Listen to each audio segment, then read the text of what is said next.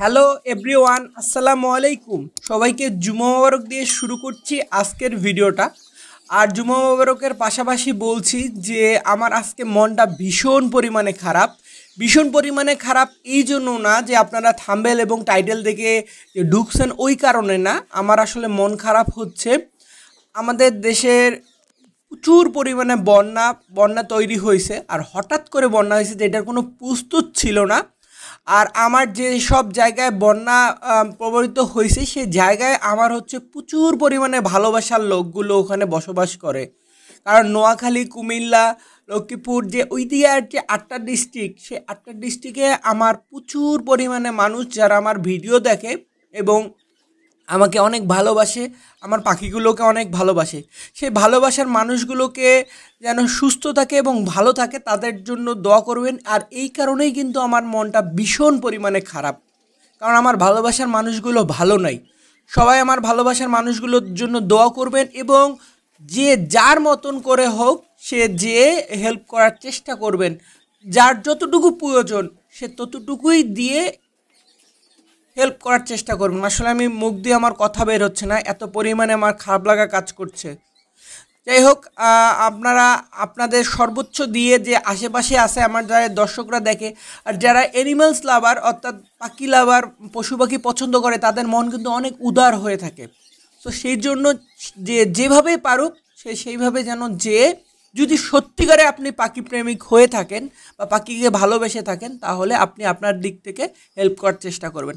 আমি আমার দিক থেকে হেল্প করার চেষ্টা করছি। একেবারে যে রাস্তায় একদম যে উদ্ধারের যে কাজে যদি লাগতে পারেন ভালো, যদি আপনি আপনার বাসা থেকে আর্থিক সহায়তা করে হেল্প করতে পারেন সেটাও ভালো। সো এই জিনিসটা মাথায় রাখবেন। এই জন্য আমার মনটা ভীষণ পরিমাণে খারাপ।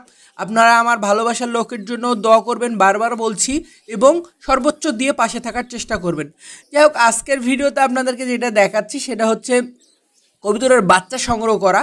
এবং এই কবুতরের বাচ্চা সংগ্রহ করার আজকে দেখতে পাচ্ছেন বাচ্চার পরিমাণ খুব কম। এই যে এখানে একটা বাচ্চা দেখা যাচ্ছে, কিন্তু বাচ্চাটাকে ধরবো, কিন্তু বাচ্চাটা দেখেন এক গেট থেকে আর এক গেটে চলে গেল।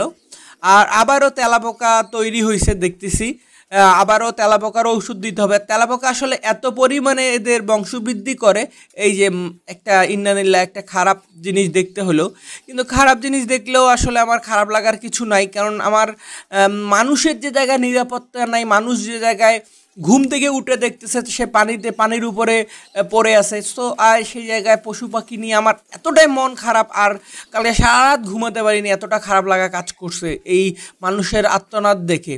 তো যাই হোক, আপনার হচ্ছে কবুতরের আমরা হচ্ছে এই ভাষাটাও দেখলাম নাই, এটাতেও নাই। আর এই সময় আসলে বাইরে কোনো রকমেরই খাবার নাই। হ্যাঁ, আর কয়েকদিন থেকে টানা বৃষ্টি বর্ষণের কারণে কোনো বাইরে যে শস্যদানা তা না, শুধুমাত্র এই যে সুন্দর একটা যে পৃথিবীতে আসছে সুন্দর সুন্দর ছোট ছোট বাচ্চা, এগুলোরও খাবার নেই।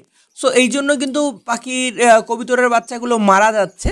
আর তার পাশাপাশি যে জিনিসটা আমার মনে হয় এই সময় আসলে খাবার সংকট খুব ইম্পর্টেন্ট। এই যে যেমন এই যে দেখেন এই দিক থেকে একটা বাচ্চা, এইটা বাচ্চা আর ওইটা বাচ্চা কিন্তু সেম এজের, কিন্তু দেখেন একটা কত বড় হয়ে গেছে আর একটা কত ছোট। এটা হচ্ছে ওই পাশ থেকে যে বের হয়ে আসলো। তো ওই জন্য আমি হচ্ছে আজকে যে কটা আমি দেখতেছি বাচ্চা আসলে সংগ্রহ করবো জানি না, কিন্তু আমার কথা হচ্ছে বাচ্চাগুলো সংগ্রহ না করলে যেটা হয় খেতে না পেরে মারা যায়। আর আমি যে পরিমাণে খাবার দেই, আমি যতই কেজি খাবার দেই না কেন, এই খাবারে ওদের মন ভরে না এবং বাচ্চারও পেট ভরে না।